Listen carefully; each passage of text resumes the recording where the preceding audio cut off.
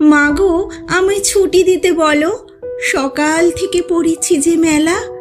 এখন আমি তোমার ঘরে বসে করব শুধু পড়া পড়া খেলা।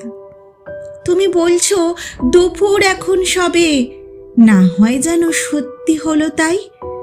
একদিনও কি দুপুরবেলা হলে বিকেল হলে মনে করতে নাই? আমি তো বেশ ভাবতে পারি মনে, সূর্যি ডুবে গেছে মাঠের শেষে। বাগদি বুড়ি চুপড়ি ভরে নিয়ে শাক তুলেছে পুকুর ধারে এসে। আদার হলো মাদার গাছের তলা, কালি হয়ে এলো দিঘির জল।